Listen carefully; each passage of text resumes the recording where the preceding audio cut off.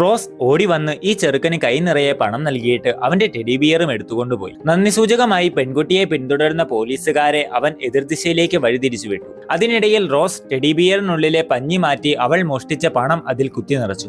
തുടർന്ന് അടുത്ത് കണ്ട ഒരു ക്ലോ മെഷീനിലേക്ക് ടെഡി ബിയറിനെ ഇട്ടു. പോലീസ് വന്നപ്പോൾ അവളുടെ പക്കൽ പണമൊന്നുമില്ല. തങ്ങൾക്ക് തെറ്റുപറ്റിയെന്ന് കരുതി അവർ മടങ്ങിപ്പോയി.